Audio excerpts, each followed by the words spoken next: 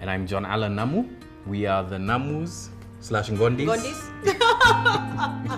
And this is our love story. We've actually been in each other's lives for a very long time. So our parents were family friends, and Makena is slightly older than me. So I knew who she was, but me, I was just not in her universe. But we've known each other for a long time. And I think when we reconnected was when I was going into university. Her uncle, her maternal uncle, her maternal uncle had a home quite close to where I went to university. So my dad and I, just after enrollment, just passed by to say what's up. And then there was this like really nice smell of pancakes wafting from the kitchen. And then some chick with like a nice figure, chomokas. And I mean, for me, that was the first time that I noticed her. So he noticed the pancakes. He didn't notice me. That's what he was impressed about. I noticed the makeup. I noticed you. See, I just said that the pancakes. You see, it's like TV. There's a promo, and then there's the real shit. Yeah. Okay, fine. Yeah. So I remember a couple of years before that, we had met at an uncle's place. And we actually sat at the same table and played a game of Truth or Dare. He doesn't remember that. But we were all together in the family, and he was there. I just remember a guy being there. If you ask me who the guy was, I really don't know. But now I put it back to when we did realize who we were and where we'd come from. That's when I realized that he was who he was, I guess. I don't know. So that's when I got a face, like features started to fill in her mind. So many years later, then the pancake incident. When we started to work together at KTN, I was an intern. I was scared, and she was a scary editor. Like anybody who remembers Makena was like, if you don't have your time codes, get out. Yeah. And interestingly enough, I mean, we just started to vibe, and so we talk a lot. Like when we were in the edit suite. We talk a lot. We had a lot of stories, and I'd often get like a lot of my stories would run late because we were talking and that sort of thing. Like I remember there was one, we came back from Kisumu. Can you remember the Kodiaga one? Yes. And so I had all of this really good footage, and I've put it down vizuri. I had my TCs, and then we checked into the edit suite 6. Remember suite 6 as yeah. I do. So we start editing, and like we're talking, we're laughing, then we get a call from not transmission, from the director, from the gallery, from the director, and they're like, "It's 9:30. Where's your story?" So that time we've just been catching stories. We've just been catching stories. So by 9:35, I was running upstairs to deliver the story. But that basically was how it developed. So like, I can't say like there's one incident per se, but it's sort of like a build up, and it reached an inflection point somewhere around.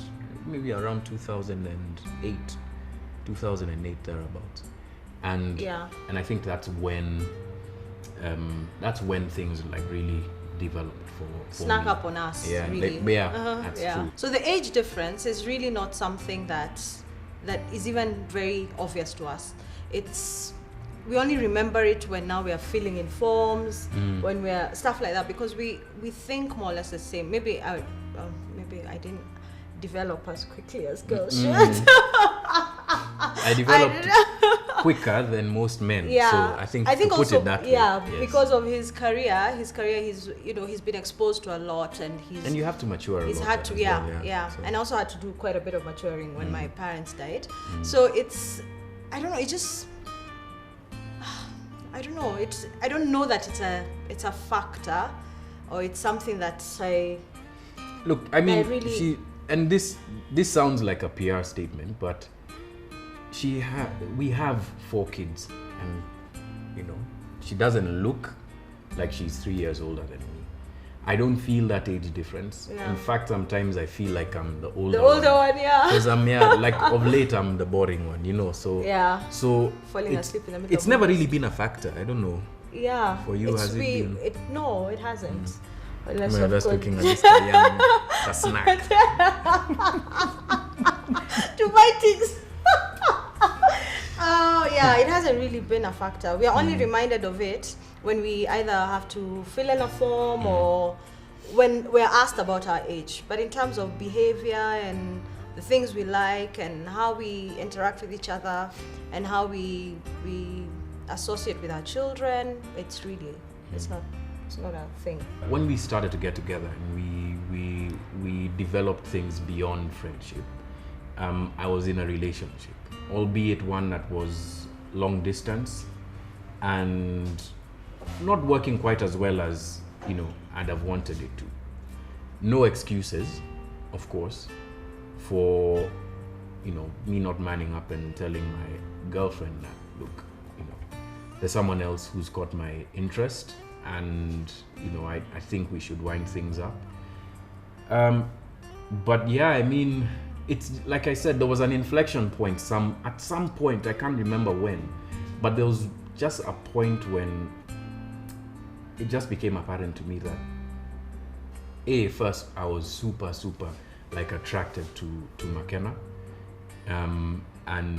and then we always just laughed together. I think that's the thing. Always had such a good time together. We always had such a good time together, and I missed that. I missed that in my relationship. A friendship.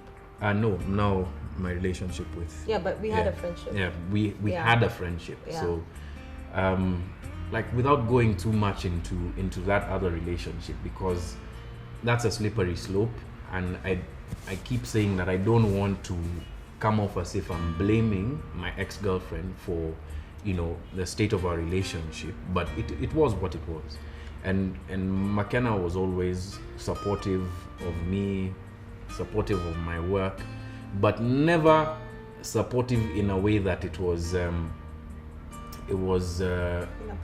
not even inappropriate. What's the word that I'm looking for? Never supportive in a way that it seemed as if she was pandering to me.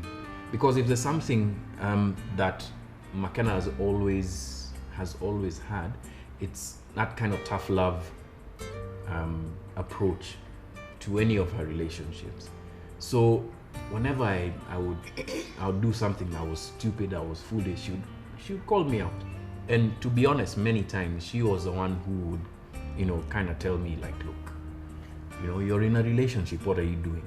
She would keep on asking me those questions. So I think that was the inflection point, and for me, just fall deeper and deeper and deeper. We did not realize it was happening because we also had long periods of time apart from each other because of his work, and I was trying to focus on living my life. And when I fell pregnant, I wanted to be a mom. I was starting to build my own life, knowing full Hardy that he wouldn't be a part of that. So never occurred to me, never thought much of John Allan being John Allan. He's just a guy out there doing the best he can to be a great journalist, to work towards that.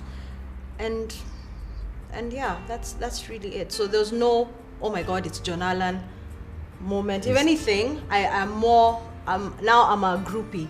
I'm more crazy about, oh my goodness, it's John Allan now than I cared to be then.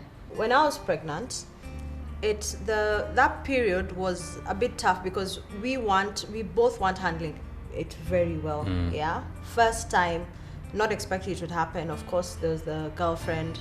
There was me, who's just you don't want to be seen as this girl who's an orphan and she's hopping all over the place and things like that, and trying to make something of life. It was a tough period because there was uncertainty. I like to know where I'm headed, what to expect, what's coming. Yeah, so that uncertainty was unsettling. But for the most part, I was excited to get a baby. I always wanted to have children, so that was great. I imagined I'd have it in the context of a family, but that wasn't going to happen from the look of things. At least from the start. Yeah, at least from the start. The transition for me was at the time that she got pregnant. I had to come clean, with my girlfriend, with my family, and that was very tough, but it was also cathartic. I think that's when I really knew who my friends were, and that really now sort of shook me and solidified me. So the circle of people who I have around me today probably by and large were the people who, whereas they told me like, you guy, man, you messed up, but this is the way to go. Those are the people who are now with me and in part are our friends. But interestingly, at the time, there was stuff that was happening in my career that was good, like was taking off. So at the time, Moha and I had just done like a big story, I think one of our first, and we were threatened and we had to leave the country for a month. And it's interesting how God works, because during that time, I had a lot of time on my hands, and I remember our apartment was near like a really pretty lake, and so I'd go jogging a lot, and just have just my own time and just go around and think about my life and what I wanted, and whether I wanted to be that kind of guy who has kids everywhere, but more fundamentally was fine, I can be a person who's present in my child's life, but not be in a relationship, right? But I didn't want that. I always wanted to also have kids in the context of a family, because I've grown up in that context. But then now it also forced me to really confront everything beyond the rumors, beyond some of the nasty things that blogs were writing about Makena, more than about me, about some of the noise that I was hearing from my friends, and also some of the noise in my head about what I should do. I think that time really was the time when I realized that I really love Makena. And so when I came back, I think I'd written to you a couple of times, right? And when I came back, I said, this is the first thing that I'm going to do. In fact, at the time I went and I shopped for clothes, for baby clothes. It was bribed me with items. Yeah, with rompers. With rompers and diapers.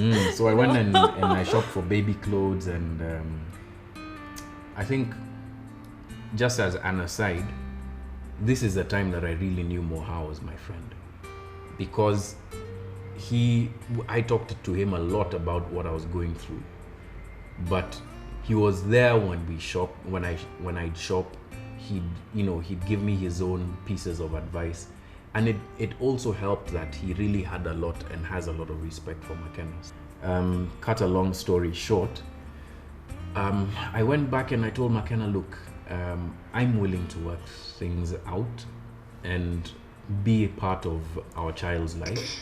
And so the first test for me was going for the ultrasound. 20 weeks, we met at Kenyari, I remember. Yeah. And you were with Jackie. And you had on a blue checked shirt. Yeah. Yeah. And a pair of jeans. Yeah. And you're walking amongst cars. We couldn't walk together because things weren't. You know. But I went and I sat and I was told that we were having a boy. It was really exciting.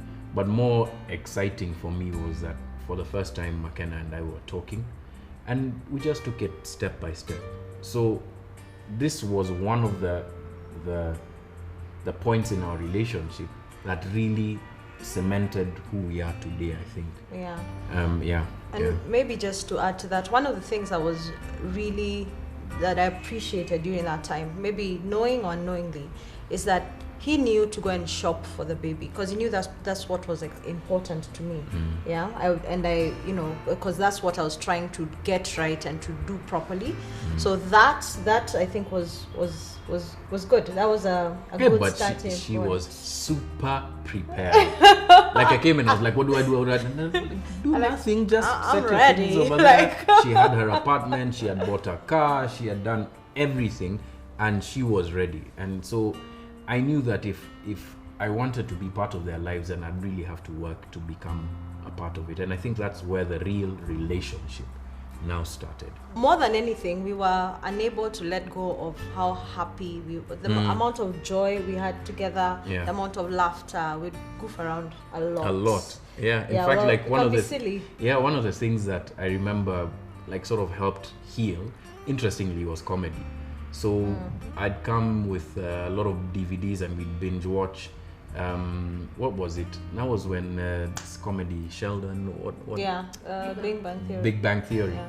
had just started, so we'd binge watch a lot, and we'd talk and we'd laugh, and she'd cook, and and she's a great cook, so Pancakes. that helped mend things a lot. And then now, like, I lived with my brother and my best friend at the time, so I was living between houses. We moved now to the apartment that my brother and my best friend and I shared, and that's where we started our life together. When our son arrived, our firstborn, our love child, like we like to call him, it was so I've done so much to get stuff together, but then you realize a child needs something every day. So broke was one of the adjectives that comes to mind, and just, I don't know, there's just something really new. For me, it was new. Like, this is a person who depends on us 100%. Yeah. So you can no longer be like the kind of person that you used to be. And then also we're planning a wedding, so that was tough. Yeah. That in itself was demanding of finances and our time and our creativity, and our minds needed to be there. And then also waking up, like, I was excited at first, and then like the excitement kind of wore off. Yeah. And so I'd be like, when you realize how many times you had to wake up in the middle of the yeah. night, yeah. But so for him, it was, wow, like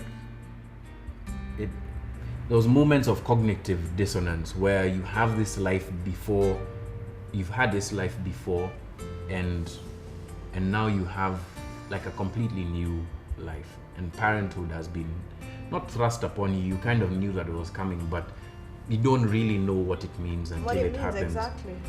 And so I think she was better prepared than I was, but being together at that time, I think, was for me the most important thing, because we really were able to Saidiana and to balance things to out work together. Yeah. It's true. So we were planning a wedding, yes. And yes, he did propose. He proposed twice. He proposed twice. We don't really talk about the proposal because it kind of is a... It's like a private moment. Yeah, it was like super private. It was, but it was really at a time when we were both ourselves, and there was no hoo-ha around it. And he asked me to marry him, and I remember the first day I asked him, like, are you serious? Because even at that point, I wasn't absolutely sure that this is what we should be doing.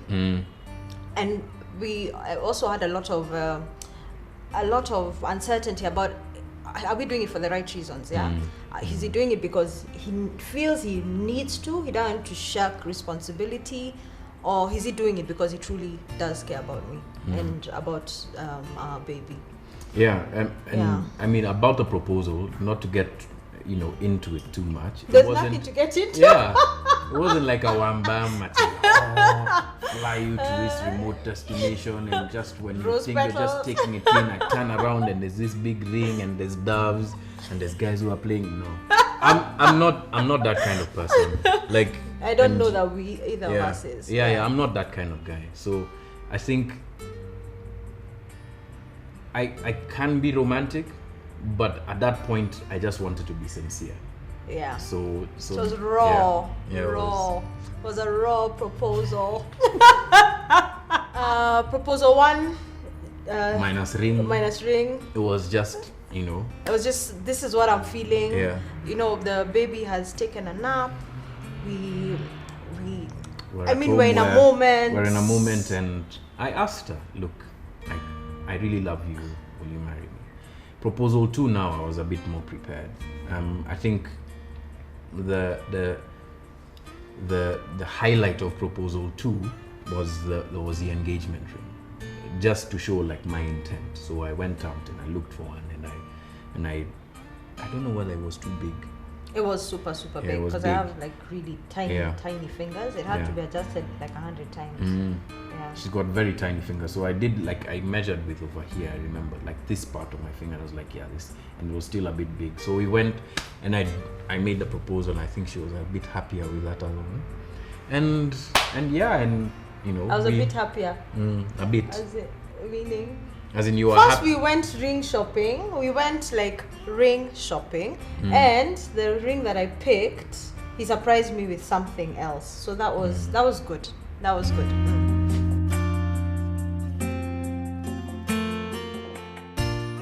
My family were, first of all, of course, they were very shocked because I had put out this impression to them that my girlfriend was someone who I was really serious about, and to be honest, I really was. I really, truly was very serious about her.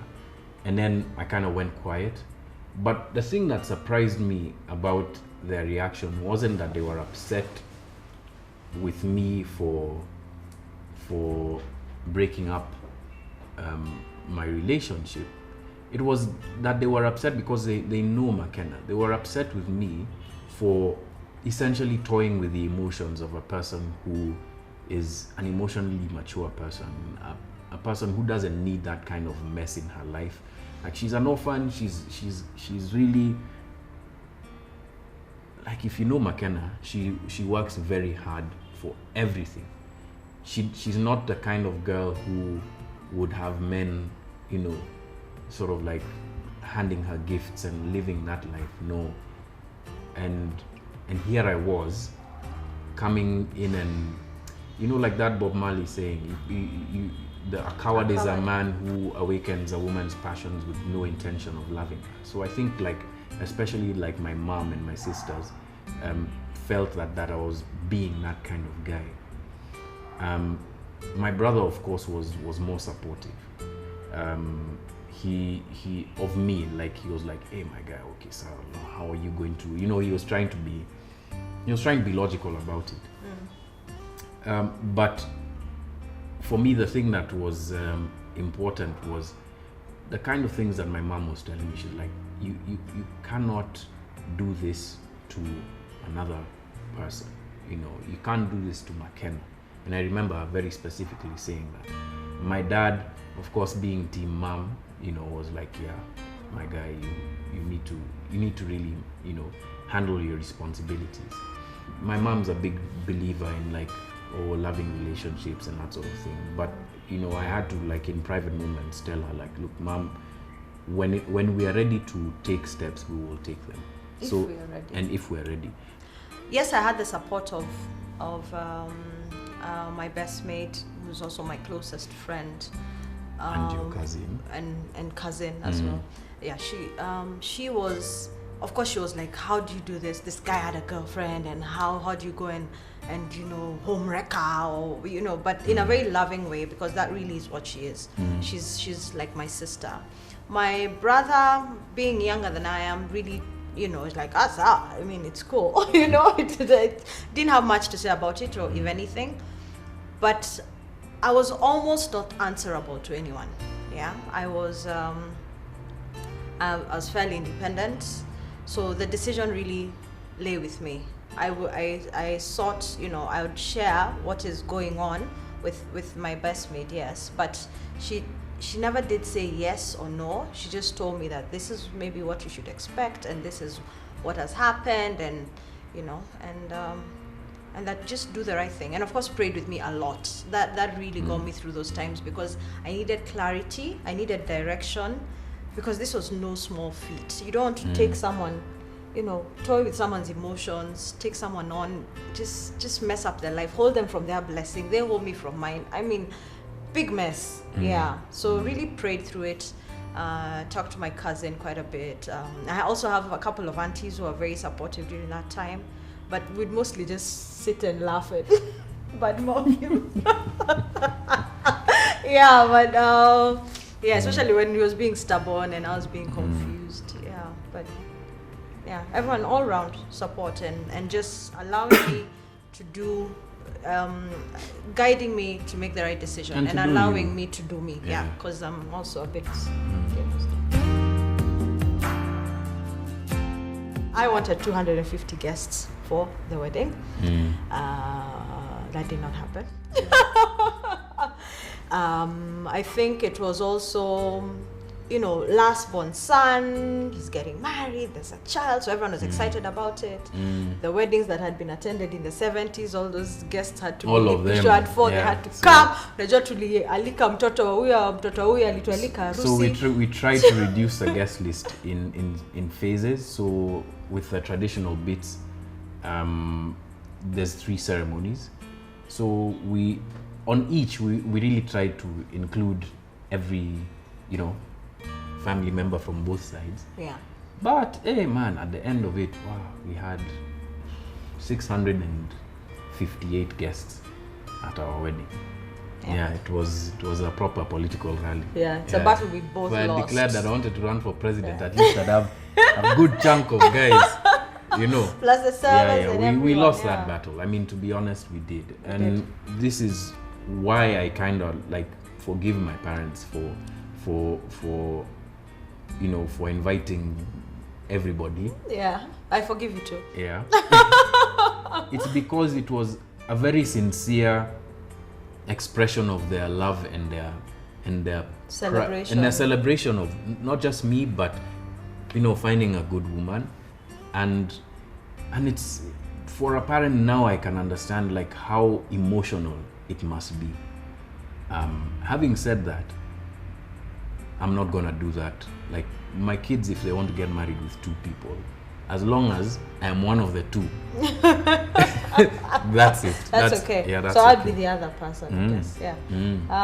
Yeah, and I mean during that time I was also pregnant with our second child. Yeah, so yeah, we're moving fast, and parents love that. Mkona watoto wengine, well done. They love it. 2 grandkids. Yeah, but no exhaustion. I mean. Yeah, in fact, at the wedding, all the old Tumadis were following her around, almost with a chair. Oh, she's going to fall. Yeah. And she was there, chili. In fact, I was more tired than her. But after the wedding ended at 1:30, because we had it in Limuru. Driving down, we stopped at Oilibia in Westlands and slept for an hour. So you can imagine a guy in his wedding suit and a chick in her gown. We just reclined the seats and went. Okay, sorry. Could not take it. Because you're smiling. You're smiling the whole day. Everyone wants to address it's such an emotional experience. You're overwhelmed. Yeah. And then you've danced, and then you have to be attentive through all the speeches. You're pregnant. Then she's pregnant. Then you've had a bit to drink. It's just it was a big day. But I think one thing that people ought to, maybe it's just me who didn't have the energy, but that whole wedding night, don't pressure yourself saying that, oh, now I have to go and put on and be my most romantic self. No, just be a human being.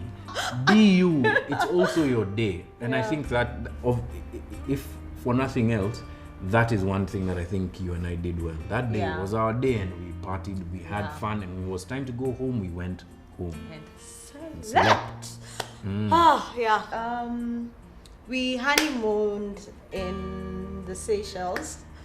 And the one thing I remember is that I was the only pregnant woman on the island.